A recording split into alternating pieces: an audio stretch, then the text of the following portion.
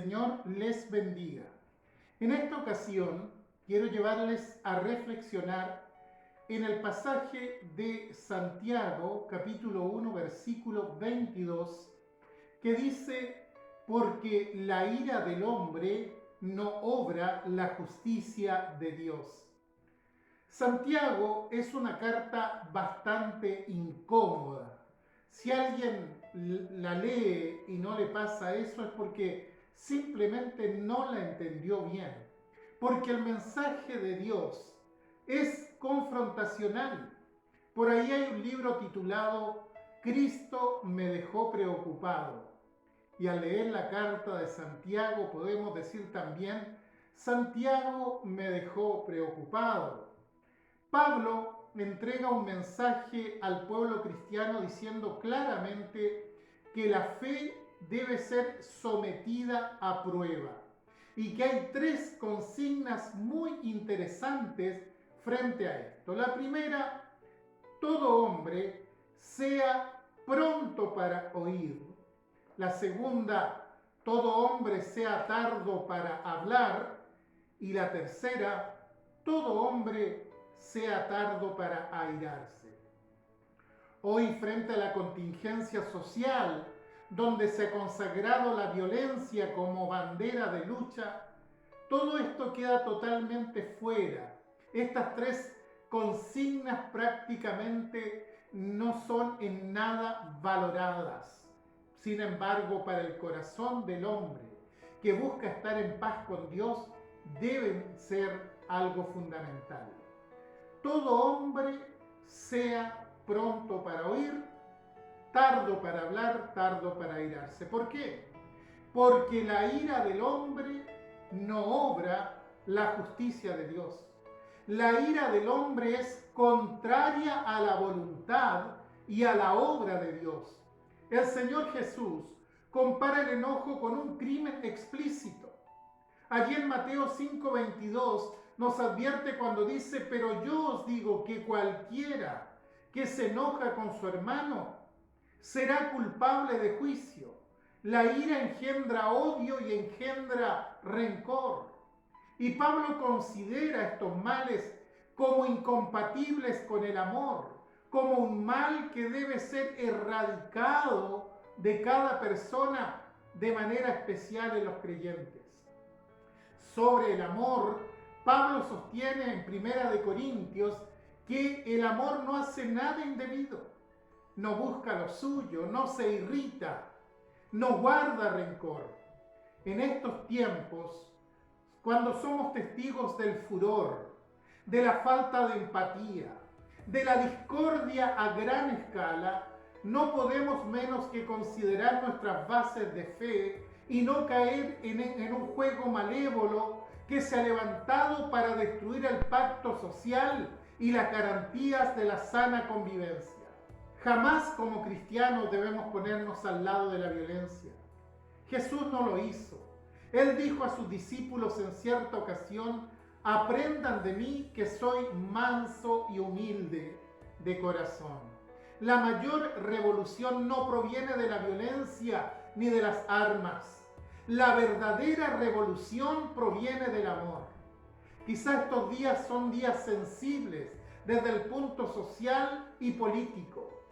Voto porque prevalezca la paz, la justicia y por sobre todo el amor. No ese amor romántico del cual todos hablan, sino de ese amor comprometido, eficaz y revolucionario.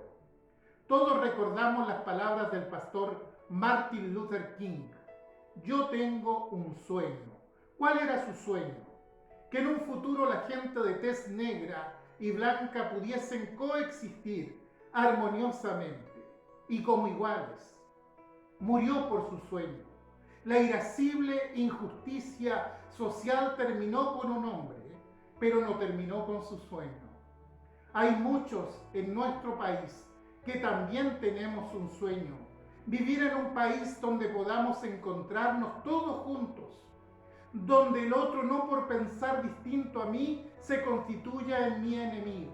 Un país donde aprendamos a respetarnos y a escucharnos libremente sin temor a represalias. El Señor Jesús también tuvo un sueño de amor y salvación al hombre perdido, un sueño que se convirtió en una gloriosa realidad. Aunque fue cruelmente asesinado, Dios lo levantó de los muertos como garantía de salvación a todos los que creen en Él y le siguen de todo corazón. Dios les bendiga.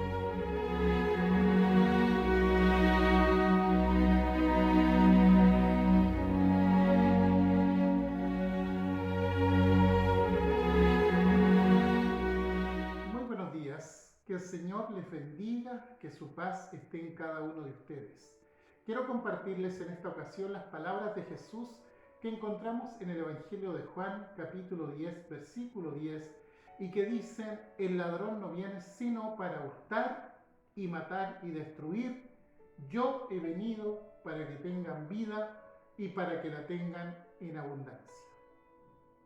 Hubo un día en la historia de la humanidad en que irrumpió en este mundo el bendito Hijo de Dios, Cristo Jesús, el Dios encarnado, cuyo propósito fue traer vida y vida en abundancia.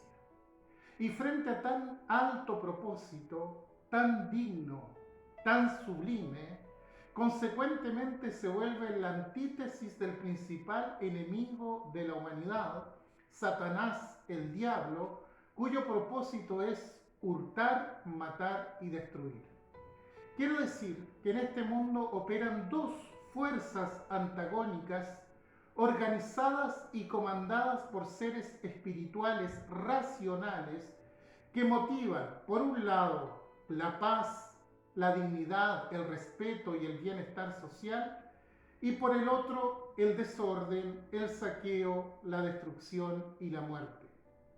Son dos bandos contrapuestos que mantienen una pugna inmemorial y que por desgracia ha dividido a la humanidad. La tiranía de la razón ha llevado al ser humano a declamar fundamentos para sustentar lo uno y lo otro. En esta parábola de Juan, capítulo 10, Jesús habló del pastor de las ovejas y del ladrón de las ovejas. El pastor de las ovejas es conocido por ellas. Ellas conocen su voz y le obedecen. Sin embargo, el ladrón, el salteador, de una forma furtiva y violenta, ataca y destruye, procurando hacer suyo lo que no le pertenece. Muchos no comprendieron las palabras de Jesús en ese momento. Los religiosos se sintieron señalados por las palabras de Jesús, ofendidos por lo que el Señor había dicho, e incluso tomaron piedras para apedrearle, a lo cual el Señor les dice: les he mostrado buenas obras, ¿por cuál de estas me apedrean? Pero hubo también quienes creyeron en él. Al llevar este mensaje a la actualidad, cuando vemos a través de las noticias el desborde de violencia, la falta de respeto por la otra persona, ese afán desmedido por eliminar todos los símbolos cristianos, llámense templos, llámense altares, crucifijos, Biblias, etc., uno dice: bueno, a pesar de nuestra civilización, como sociedad no hemos avanzado absolutamente nada.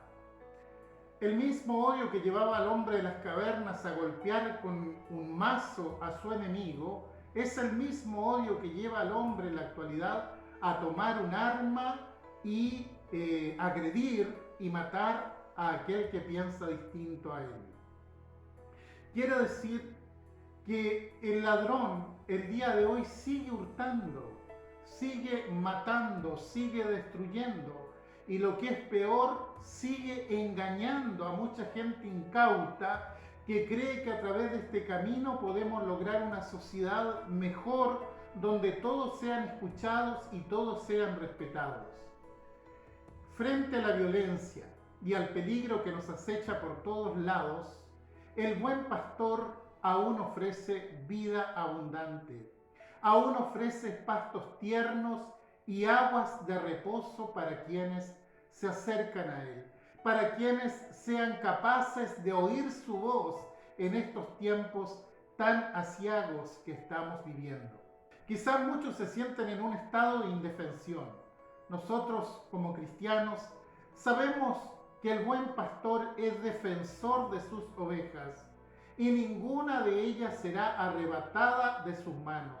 Por tanto, es del todo necesario acercarnos a Él y procurar su gracia para enfrentar estos tiempos peligrosos. Mientras tanto, la Iglesia tiene el deber de seguir siendo sal y luz del mundo. Hoy, más que nunca, debe salir a las azoteas para proclamar el mensaje de paz que nos legó nuestro Señor Jesucristo.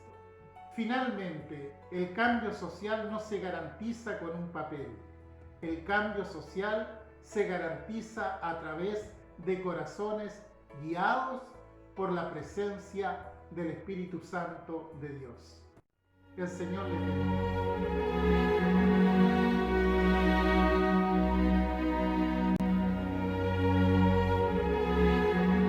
Muy buenos días. El Señor les bendiga. Estamos prácticamente a 2 días de conmemorar la reforma de la Iglesia. Este evento ocurrió en Alemania el día domingo 31 de octubre del año 1517. Por supuesto, ha corrido mucha agua bajo el puente desde entonces, y la pregunta que debemos hacernos es: ¿cuánto de esa reforma nos queda a nosotros como evangélicos del siglo XXI?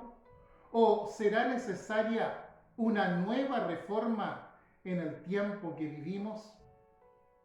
La famosa frase latina Ecclesia reformata, semper reformanda est, goza de cierta popularidad entre el pueblo protestante. Y con razón, alude al gran principio eclesiológico que se dio a conocer a través de Lutero en Alemania, de Zwinglio en Zúrich y de Calvino en Ginebra. Pero, ¿qué significa realmente?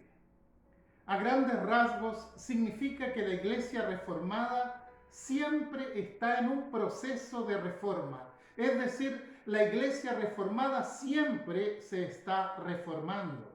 No obstante, si vamos a ser estrictos, no fue una frase inventada por ninguno de los reformadores magistrales, sino más bien expresó la idea principal que motivaba a los primeros evangélicos en su obra de reforma. Pero hay algo importante que hay que tener en cuenta. En realidad la frase no está del todo completa. La oración exacta es: Ecclesia reformata semper reformanda est, secundum verbum Dei. ¿Qué quiere decir esto? Que la Iglesia reformada siempre está en un proceso de reforma de acuerdo a la palabra de Dios. Y me temo que este enunciado echa por tierra las pretensiones de pseudos reformistas que de pronto se han levantado procurando una reforma o una serie de reformas al interior de la Iglesia. Muchos creyentes evangélicos no vacilamos en confirmar aquella declaración de fe que dice que la Biblia, la palabra de Dios, es nuestra regla infalible de fe y de conducta. No sé si hay alguna iglesia evangélica que no tenga este enunciado como base de fe. Decimos que la iglesia cristiana evangélica se caracteriza por ser la iglesia del libro, un solo libro, la Santa Biblia. Y que si algo nos dejó la Reforma fue poner la Biblia en las manos del pueblo para que cada uno tenga la oportunidad de leerla, de estudiarla y por sobre todo de ponerla en práctica. Recordemos que Lutero lo que hace es denunciar una práctica de la Iglesia Católica que de acuerdo con sus estudios bíblicos no se condecían con la Sagrada Escritura. Entonces, la Iglesia puede y debe irse reformando permanentemente, pero sobre la base de la Santa Escritura. Es ella la que debe ir procurando los cambios, en nuestra forma de ser y de actuar. No podemos considerarnos herederos de la Reforma a menos que la Biblia tome su lugar céntrico de nuestro culto y de nuestra práctica cristiana. En rigor, Lutero no inventó ningún concepto nuevo. Lo que hizo fue ir a la revelación misma, a la fuente, y decir, cuidado, ¿cómo es eso de que hay que pagar por el perdón de los pecados? No, la Biblia dice, el justo por la fe vivirá. Y tomó un fundamento bíblico expresado en pasajes como Habacuc 2:4, Romanos 1:17, Gálatas 3:11 y Hebreos 10:38. Mientras el pueblo busque su dirección en el conocimiento de la palabra de Dios, jamás errará. Si mi pueblo fue destruido, dijo el profeta Oseas, es porque le faltó conocimiento. Que la Biblia, la Santa Escritura, siga siendo nuestro fundamento de fe y de acción y que cumpla en nosotros su cuádruple propósito: enseñar, reprender, corregir e instruir en justicia. Dios les bendiga.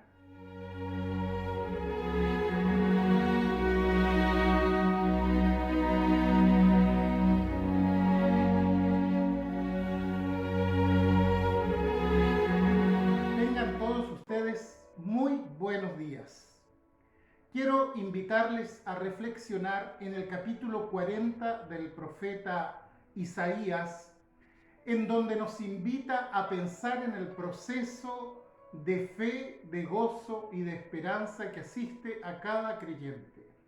Junto con invitarles a leer este interesante capítulo de la Biblia, comenzaré diciendo que lo primero que tenemos que aprender en nuestra vida espiritual es a acercarnos a Dios. Pero, ¿quién es Dios? Es una pregunta muy grande. Ciertamente no existen las palabras para definir satisfactoriamente esta gran pregunta. ¿Por qué? Porque Dios es más grande que cualquier cosa que podamos imaginar. Va más allá de nuestros procesos racionales. El versículo 25 de Isaías 40 dice, ¿a qué pues me haréis semejante o me compararéis? Dice el santo. El profeta Isaías hace un detallado análisis de cómo se fabrican los dioses. Primeramente, la persona trata de imaginar a su Dios. Luego toma un trozo de madera y hace una figura de acuerdo a lo que tiene en mente. Posteriormente se la entrega al orífice para que la tache en oro y le dé jerarquía, para que después le ponga collares y cadenas. Es decir, toda la ciencia y toda la riqueza está representada allí, pero a Dios no lo podemos imaginar.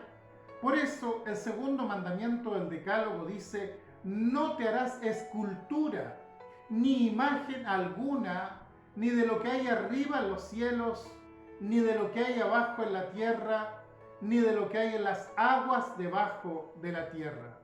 Como diciendo Dios, no me rebajen, no traten de imaginarme, yo soy más que todo lo que ustedes puedan imaginar y comprender.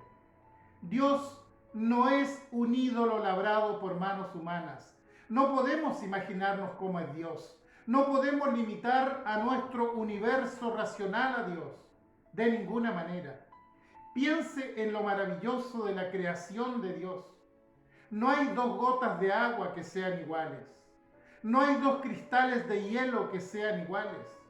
No hay dos hojas de árbol que sean iguales. ¿Cómo hace un árbol para bombear agua hasta la última hoja de la copa?